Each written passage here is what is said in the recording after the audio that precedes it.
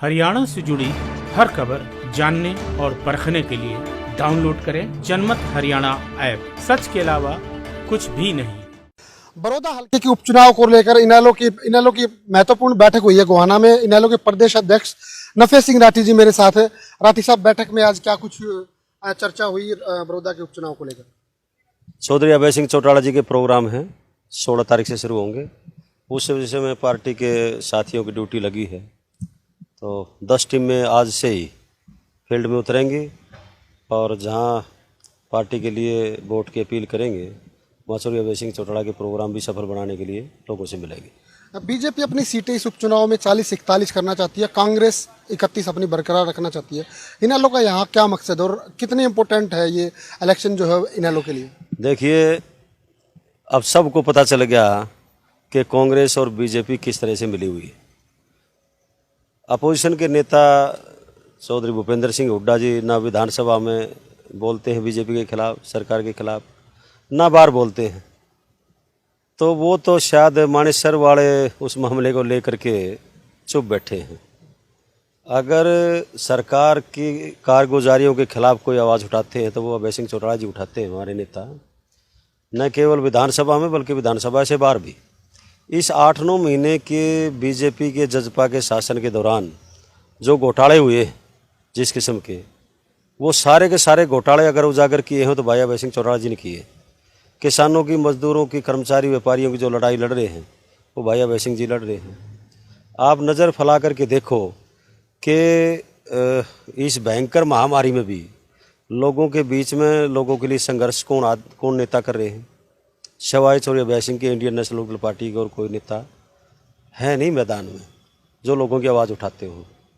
जहाँ तक बात 40-41 की है, 30-31 की है, तो 31 तो कांग्रेस के पास पहले भी थे, तो कांग्रेस ने तो कोई सरकार को घेरने का प्रयास किया ही नहीं। आज मूलभूत समस्याएं हैं हल्के में। बीजेपी कहती है कि इनेलो और कांग्रेस ने इस हल्के पर लगातार राज किया और जो भी कुछ आज समस्याएं यहाँ पर बनी हुई है उनकी वो इनेलो की देन है। माननीय मुख्यमंत्री जी यहाँ आए थे तो जिस भाषा में वो बोल के गए थे, हरियाणा का मतदाता वो भाषा को अच्छे नहीं समझता, और वो तो ये कह के गए थे कि आगे काम कराना हो तो भाई देख लेना, बीजेपी का बना देना। तो ये धमकी भरी भाषा है माननीय मुख्यमंत्री जी की, ऐसी शोभा नहीं देती उनको ऐसा बोलना। और किसान पूरे हरियाणा का एकजुट हो चुका है, मजदूर उनके साथ है, कर्मचारी, व्यापारी सब साथ है, और उसका कारण है उनकी कारगुजारी। जिन कारगुजारियों को लेकर के लोग गुस्से में हैं, और इस बड़ौदा के उपचुनाव में बड़ौदा की जनता बड़ी सियाणी है, समझदार है, राजनीतिक तौर पर बहुत सियाणी है। एक झटका देंगे सरकार को। माननीय हुड्डा साहब और जेजेपी और बीजेपी मिलकर के सरकार चला रहे हैं। कोई एजिटेशन कांग्रेस करती नहीं है, सिवाय इन लोगों के और कोई आवाज़ नहीं उठाता। माननीय चौधरी अभय सिंह चौटाला जी ने सारे जितने भी यहाँ इस 8-7 महीने के अंदर घोटाले हुए हैं वो सारे चौधरी अभय सिंह जी ने उठाए। कांग्रेस तो बोलती ही नहीं है। कांग्रेस और बीजेपी की एक ही चाल है, फूट डालो राज करो। ऐसे बीजेपी ने पिछले चुनाव में किया था, जहां बीजेपी ने 31 लड़के मरवा दिए जिन्होंने आरक्षण मांगा था। उनका कोई दोष नहीं था, उन्होंने आरक्षण मांगा था 6 जातियों ने, और किसी भी कैटेगरी से काट करके नहीं मांगा था, जनरल कैटेगरी से ही मांगा था। उसमें किसी का लॉस होता नहीं था।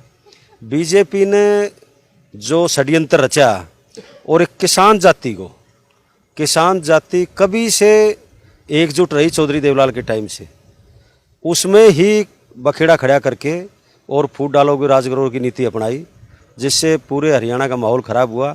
लेकिन अब लोग उनके षड्यंत्र को अच्छी तरह से समझ चुके हैं। जो 75 पार का नारा दे थे, उनकी मुश्किल से 40 सीटें आई हैं, वो भी बड़ी मुश्किल से। पूरा मीडिया और सब कुछ उन्होंने अपने काबू कर लिया था। उसके बावजूद अब लोग समझते हैं उनकी चाल को। क्या हालत कर दी किसान की, गेहूं खरीद में, बाजरा इसमें, अपनी सरसों खरीद में, चना खरीद में। अब आगे धान वाले घोटाले देख लेना, पीछे भी आए हैं। धान का घोटाला आया, चावल का घोटाला आया, शराब का घोटाला आया। इस 8-7 महीने में कितने घोटाले आए हैं, लेकिन लिपापोती करने पर लगी हुई है सरकार। अब SCT की रिपोर्ट आई है, कल ही तो पेश हुई है होम मिनिस्टर के सामने। अब SCT की रिपोर्ट में ये मेंशन किया है अधिकारियों ने जो उसमें शामिल थे कि हमारे को कागजात नहीं दिए गए। हम अगर किसी डिस्टिलरी में गए तो दरवाज़ा नहीं खोला गया, तो ऐसे कैसे जांच होगी फिर। और फिर कहावत हमारे यहाँ तो कि दूध का रुखाड़ी बेलाऊ बैठा दिया। जो मंत्री, जिस मंत्री के विभाग का जांच होनी है, जो मंत्री शक के दायरे में है, उसी का डिपार्टमेंट है, तो फिर कैसे कागज मिलेंगे। दीपेंद्र हुड्डा कहते हैं कि दो ही पार्टियों में यहाँ मुकाबला है। उनका इशारा साफ है, कांग्रेस और बीजेपी में बड़ौदा हल्के में मुकाबला होना है। जो बाकी पार्टी या कैंडिडेट यहाँ आएंगे वोट काटू की भूमिका रहेगी उनकी। आपकी पार्टी की तरफ दीपेंद्र जी, सबको पता है कि दीपेंद्र जी को तो बीजेपी के आशीर्वाद से एमपी बनाया गया है।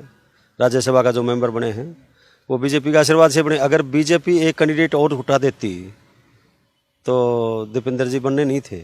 और उसका कारण ये है कि पिछले राज्यसभा के चुनाव में सुभाष चंद्रा को हुड्डा साहब के आशीर्वाद से बनाया गया था। उसका एहसान बीजेपी ने उतार दिया। तो मिलकर कर रहे हैं राजनीति सारी। तो वोट काटू पार्टी नहीं आपकी? कौन वोट काटू? नहीं, वोट काटू तो कांग्रेस साबित होगी। इन लोग का किसी से मुकाबला नहीं रहेगा, क्योंकि लोग समझदार है, सारी बातों को समझते हैं। वोट काटू पार्टी नहीं हमारी तो जीतने वाली पार्टी है। और भी सुनो आप, अगर पूरे हरियाणा में, जब से हरियाणा बना 1966 से लेकर अब तक, अगर आप रिकॉर्ड उठाओगे तो जितने बाई इलेक्शन हुए हैं, चाहे सरकार हमारी थी या किसी और की थी, जितने बाई इलेक्शन हुए सबसे ज़्यादा लोक दल ने जीते हैं। 10 लाख कार्यकर्ता जोड़ने में आपकी भूमिका है। 6 जिले आपको मिले हैं। 6 जिले प्रकाश भारती जो आपके पूर्व प्रदेश अध्यक्ष हैं बीएसपी के, उनको मिले, और बाकी जिलों पर अभय सिंह चौटाला खुद कमान संभालेंगे। किस तरह से 10 लाख कार्यकर्ता जो पार्टी जोड़ने की कोशिश करेगी? इंडियन नेशनल लोकदल पार्टी का कार्यकर्ता मजबूत है, और वो हर गांव के पन्ने में, ठोड़े में, पट्टी में, हर जगह है। शहरों के वार्डों में है, हर एक जगह है। तो हमारे कार्यकर्ताओं पर हमें पूरा भरोसा है। हमने पहले भी इससे ज़्यादा बनाए थे मेंबर, और अब भी इससे ज़्यादा बनेंगे। हमारी पार्टी और ज़्यादा मजबूत होती आने लग रही है। आप ये देखो ना कि पूरे हरियाणा में अगर बीएसपी सारी की सारी मर्ज हुई है तो इंडियन नेशनल लोकदल पार्टी में हुई है। शिवसेना के लोग आए हैं तो इन लोग आए हैं। बीजेपी छोड़कर कांग्रेस छोड़ करके आए हैं तो इन लोग आए हैं। तो इंडियन नेशनल लोकदल पार्टी में ही सारी पार्टियों के लोग आ रहे हैं। और जजपा ने तो घबरा करके अपनी कार्यकारिणी बंद कर दी, क्योंकि जजपा के लोग सबसे ज़्यादा आ रहे थे और सबसे ज़्यादा पदाधिकारी जजपा के आए हैं। राजनीति के आगे, राजनीति के पीछे, हर हलचल को जानने के लिए हमारे YouTube चैनल जनमत हरियाणा को लाइक करें, सब्सक्राइब करें, और अपडेट रहने के लिए बेल आइकन दबाना ना भूलें। देखते रहें जनमत हरियाणा, सच के अलावा कुछ भी नहीं।